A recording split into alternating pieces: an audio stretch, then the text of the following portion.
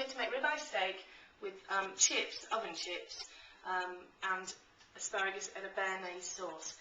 The other chips are already in the oven. They take about 25 minutes.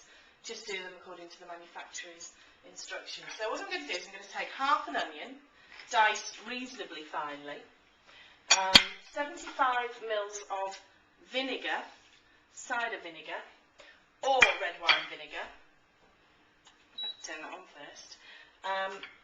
Half, that's a tablespoon of tarragon, but use half in this.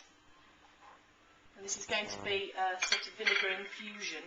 And then some cracked peppercorns. So if I just unscrew this a little bit, it cracks them more than grinds the pepper. So I'm going to leave that. That's going to boil. Bring that to the boil. It comes to the boil very, very quickly. And then what I'm going to do is I'm going to reduce the heat. And I'm going to simmer it until the vinegar just covers the onions. There should be a bit of liquid left. Okay, so we'll leave that for now and we'll let that reduce. Okay, now that's reduced, you can still see there's some vinegar. It's not all evaporated. So I'll turn that off and I'm going to just strain that into a bowl. You might like the onions in there with it. Personally, I don't. So I'll leave them out. So we're going to strain that into a bowl and we'll discard the onion mixture and keep the vinegar, which has got the flavours of the onion and the tarragon in there. Okay, so we'll do that. We'll set that aside now and we'll start on our steaks. Okay, right, now we're going to cook the steaks. I've got 2 ribeyes here. In the recipe there's 4. I wouldn't recommend cooking steak for more than 4 people because it makes it a little bit onerous for the person cooking it.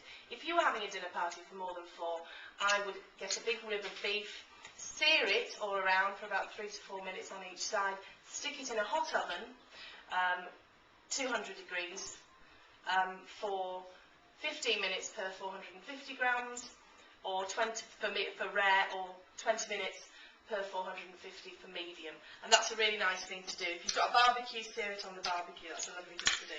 So I'm just doing 2 steaks at a time here. So I've oiled the steaks, not the pan, and seasoned them, although I've done the salt at the very, very last minute.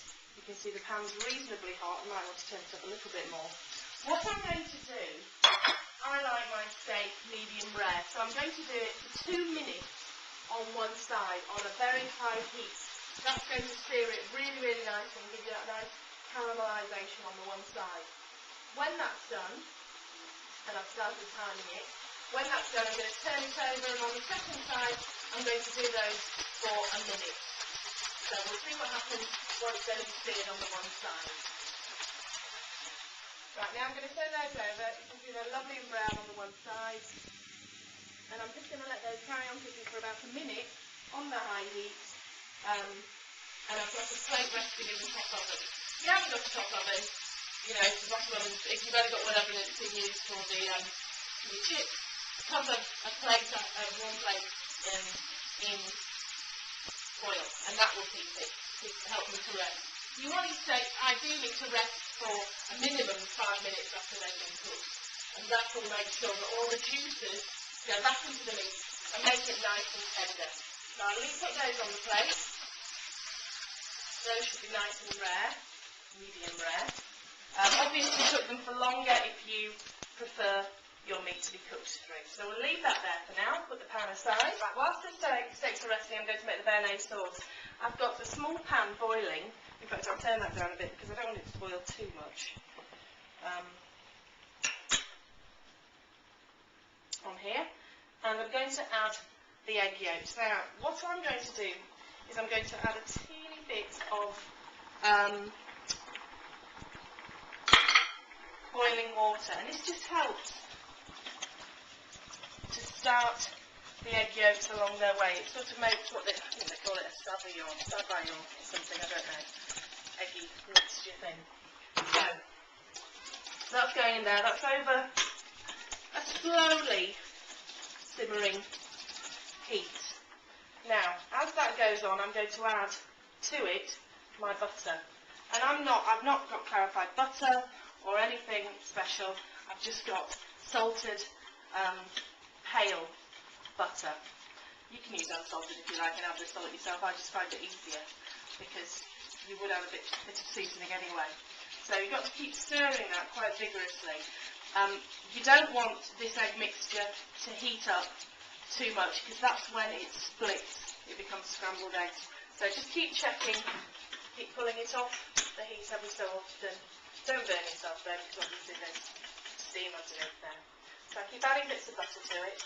And what's going to happen is the egg is going to cook through gently and eventually it's going to thicken, and the butter obviously gives it that sort of creamy emulsion. So I'll keep doing that. You can see it's already thickening up quite nicely there. At the end, when this butter's all been incorporated into the egg, and it does seem it's not a low-fat recipe, I'm making no excuse for that. When the butter is all incorporated into the Bearnaise sauce, then we're going to add the vinegar mixture. So we'll leave it there until it does thicken up.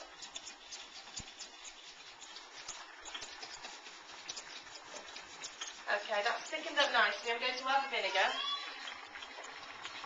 And I'm going to add the rest of the tarragon. I've used dried tarragon. You can use fresh. Personally, I don't see the difference really. I'm going to keep stirring that. Somehow, when you add the vinegar, it starts to thicken it a bit more. You've noticed I've put the asparagus on. I've trimmed the bottom of the asparagus with, cut it at probably about 2 centimetres from the bottom, and I've used a potato peeler to get off all the sort of thick skin at the end of the asparagus, and that's boiling nicely there. That's going to be, in fact, that's probably done. I'll turn that off. This is pretty much done. So we'll turn this off and then we'll plate up. And here we have ribeye steak with chips, Bearnaise sauce and asparagus.